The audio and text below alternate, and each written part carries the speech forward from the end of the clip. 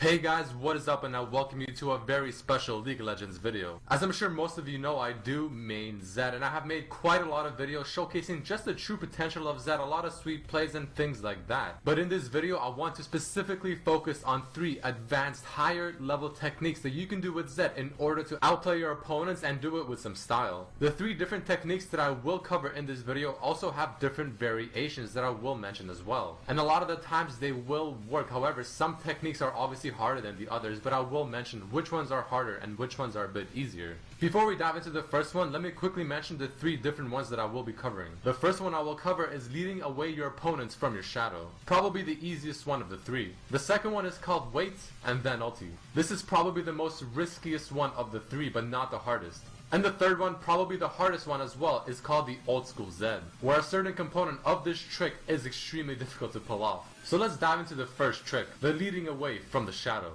So I'm going to show you guys several examples of each technique and really dissect it so you guys have a better idea of just exactly how it works. So in this example, as I use my W to harass the Jace, I see the Cossacks coming in and I know I have my W ready to go. So I ulti W to the other side, lead him away from my ultimate shadow. The second they chase me down there, I press R, go back to my ultimate shadow, and they pretty much can't catch up to me. Or in this case, they have to burn summoner spells to get at me.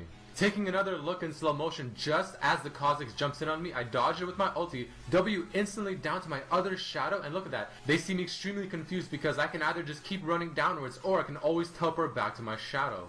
This is one of the best ways to keep several opponents busy and not knowing exactly where you'll be next. Here's another really good example. I ulti the Twitch, I W down instantly, and then they have no idea what to do. I go in the bush and I can press R anytime I want and go completely to the other side, or worst case scenario, just keep running downwards. Taking another quick look, as the Twitch finally died, look at this. I can easily go in this bush, either run down to my ally, or just go back to the other side and completely trick them out and they have no idea how to follow me up. And the last example of this trick I will be showing is Bjergsen himself doing it as well. This is slightly more fancy, but it is very similar to the first example. The whole point is to try to make the opponent not have any time to react and do anything to you at all. And that's exactly what he did there. He knows that he cannot take many hits from Lucian. So he throws his W for the scout, sees the Lucian is completely on the other side, so he ultis, goes to the other shadow, puts some damage onto the Lucian with his shadow shuriken, goes back to the shadow, procs his passive and flashes away to not give Lucian any chance and make him really confused. But now let's talk about the second technique. This is the wait and then ulti. This is the most riskiest play because you're simply just baiting out the opponent's skill, expecting it to come out at a certain time and using your ultimate to dodge it. This works really well on someone like an Annie who likes to engage with Tibbers, or a Brand with the Q, or anyone that has some sort of CC ability. That is also a skill shot. This is also a technique that you will see pros do often. And the way it works is you throw your W, EQ harass, wait as long as you can, teleport to that shadow, either wait half a second or do one auto attack, and then follow up with ultimates. Because after that 1 second or so, you are expecting the enemy opponent to throw out their skill shot CC, like the Riven Stun in this case, and I completely dodge it with ultimates. But this doesn't always apply to CC type abilities. You can also use this to bait out certain skills.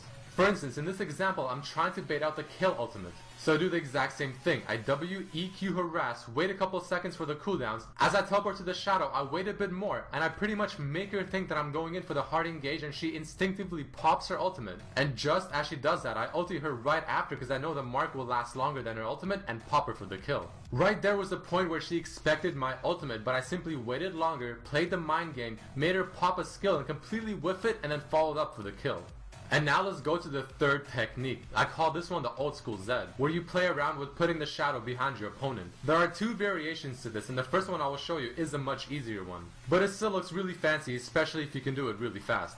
The way this works is that you ulti your target, so Ziggs in this case, follow up, throw the W behind them, usually try and dodge a skill shot since you go behind them instantly, do more damage with the follow up, and then press R to go back to your original location, all very quickly. The whole point of this one is not only to dodge a skill shot, but also to be very mobile and make your opponent confused. Check out this example that I used in an earlier video. As the Udyr comes in for the stun, I ulti him, wait a bit, W behind him, dodges Q, proc the passive with my auto attack, and then R back with the ignite and kill him.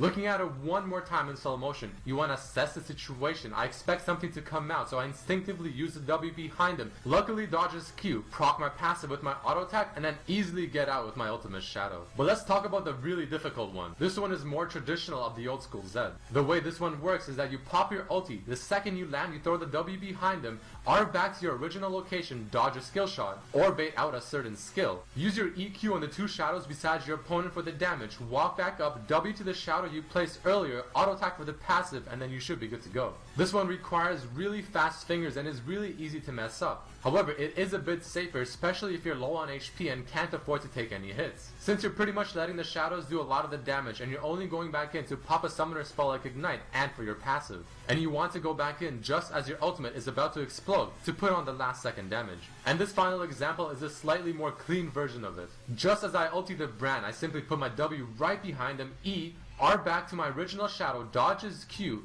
W back to the first shadow, put on my passive, put on Ignite, and get the kill.